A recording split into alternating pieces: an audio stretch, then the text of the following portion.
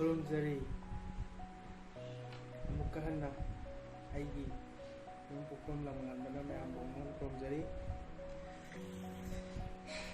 ꯉꯁꯤ ꯑꯩꯒꯤ ꯚꯤꯗꯤꯑꯣꯁꯦ Redmi Note 10 Pro Max ꯅꯦ ꯍꯟꯗꯛꯃꯨꯛꯅ ꯑꯗꯣ ꯁꯤꯒꯤ ꯀꯩꯅꯣꯁꯦ ꯇꯧꯗ꯭ꯔꯤꯉꯩꯗ ꯑꯟꯕꯣꯛꯁꯤꯡ ꯇꯧꯗ꯭ꯔꯤꯉꯩꯗꯅꯦ ꯍꯧꯖꯤꯛ ꯀꯣꯚꯤꯗꯀꯤ SOP ꯉꯥꯛꯅ ꯃꯌꯥꯝ ꯆꯠꯄꯤꯌꯨ ꯑꯗꯒꯤ ꯁꯦꯅꯤꯇꯥꯏꯖꯔ ꯁꯤꯖꯤꯟꯅꯕ ꯍꯧꯕꯤꯒꯅꯨ ꯅꯠꯇ꯭ꯔꯒ ꯍꯥꯝꯗꯣꯛꯄꯤꯌꯨ ꯃꯥꯛꯁꯦ ꯁꯨꯃꯥꯏꯅ ꯎꯞꯄꯤꯌꯨ ꯁꯨꯃꯥꯏꯅ ꯅꯠꯇꯦꯀꯣ ꯁꯨꯃꯥꯏꯅ ꯎꯞꯄꯤꯌꯨ ꯑꯗꯣ ꯑꯩ ꯍꯧꯖꯤꯛ ꯌꯨꯝꯗ ꯂꯩꯕꯅꯤꯅ ꯎꯞꯆꯔꯔꯣꯏꯒꯦ ꯃꯌꯥꯝ ꯑꯩ ꯊꯥꯡꯁꯨ ꯁꯤꯜꯂꯦ ꯁꯤ ꯑꯣꯏꯅ ꯇꯧꯔꯦ ꯑꯗꯣ ꯍꯧꯔꯒꯦ ꯑꯗꯨꯗꯤ ꯑꯩ ꯍꯟꯗꯛꯀꯤꯁꯤꯗꯤ ꯊꯧꯕꯥꯜꯗꯩ ꯂꯩꯕꯅꯤ ꯏꯅꯥꯎꯄꯥꯏꯅꯦꯕ ꯁꯤꯁꯤꯅ ꯑꯗꯣ ꯌꯥꯝ ꯃꯈꯥ ꯇꯥꯅ ꯑꯩ ꯉꯁꯤꯗꯤ ꯚꯤꯗꯤꯑꯣꯁꯦ ꯏꯊꯟꯇ ꯅꯝꯕꯅꯤꯅ ꯃꯌꯥꯝ ꯂꯦꯟꯕꯗꯣ ꯈꯨꯠ ꯊꯥꯗꯣꯛꯄ ꯌꯥꯗꯕꯩ ꯐꯣꯟ ꯑꯃ ꯄꯥꯏꯕꯒꯤ ꯍꯧꯈ꯭ꯔꯦꯀꯣ ꯀꯛꯊꯠꯈ꯭ꯔꯦ ꯉꯁꯤꯗꯤ ꯊꯥꯡꯁꯨ ꯁꯤꯅ ꯁꯤꯜꯂꯕꯅꯤꯅꯀꯣ ꯑꯗꯨꯅ ꯍꯧꯖꯤꯛ ꯌꯦꯡꯉꯁꯤ ꯕꯣꯛꯁꯇ ꯌꯥꯎꯔꯝꯃꯤꯁꯦ ꯁꯨꯃꯥꯏꯅ ꯊꯥꯔꯝꯃꯦꯀꯣ 108 ꯃꯦꯒꯥꯄꯤꯛꯁꯦꯜ ꯑꯜꯇ꯭ꯔꯥ ꯀ꯭ꯂꯤꯌꯔ ꯀꯦꯃꯦꯔꯥ ꯍꯥꯏ ꯑꯗꯒꯤ ꯐꯣꯟ ꯃꯁꯛꯇꯤ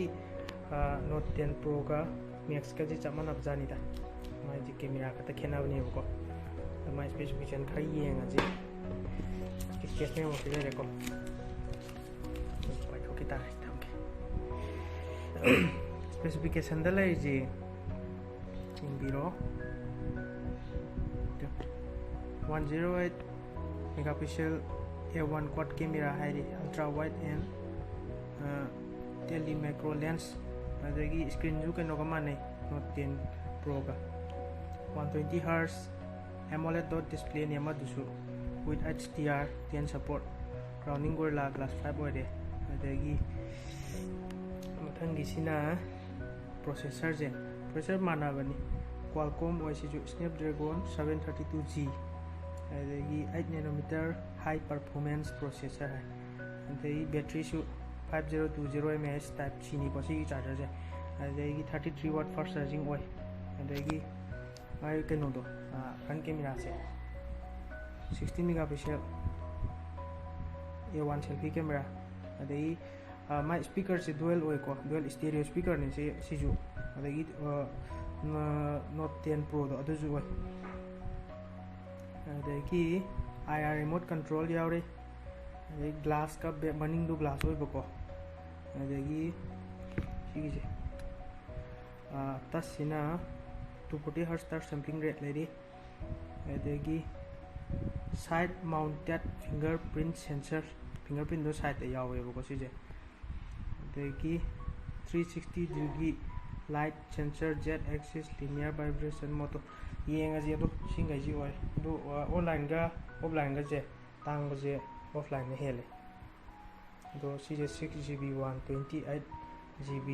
memory ni ko RAM na 6 oi ba ROM na 128 oi ba ko machu na vintage brown adu di hang to ge comment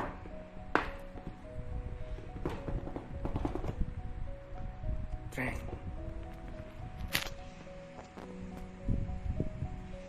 Sila itu sila sim injector yaure masai hapak to sila de makeover transparent oil do adagi warranty card nang ba sila de phone sila de ko bisa sih kena tahu kan apa namanya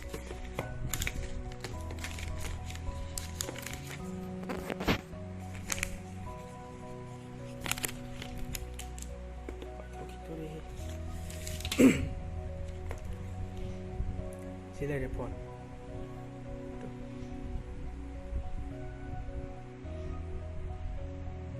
camera ke kaje kanoga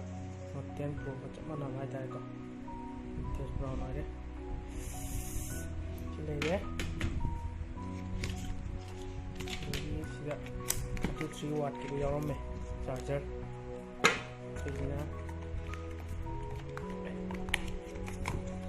adapter marido sih lele USB Type C.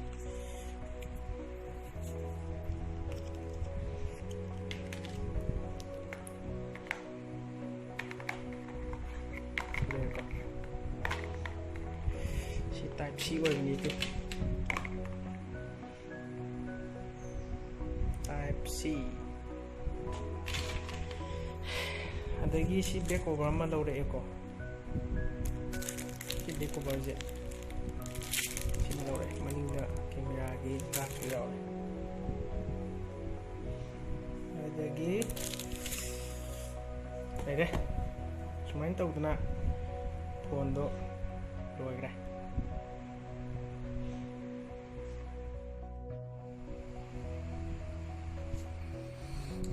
Silere Pro ka Pro Max ka ni sino nga hangin dun niya sino nga sige dun niya ko ito ani je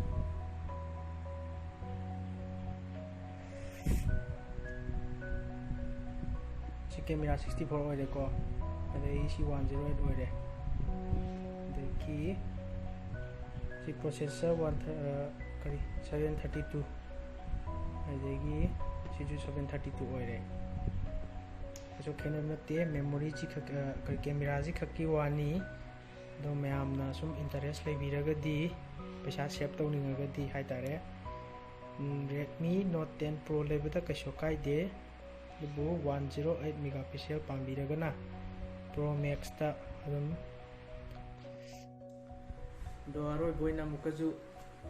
mayam da khurumjari ai mathang video sem jage asoi ngam jawrju comment da habiro do aje curfew ju laibani na sumaina work from home hai tare sumai sum tawre ado sanitizer ga mask ka ji kawiganu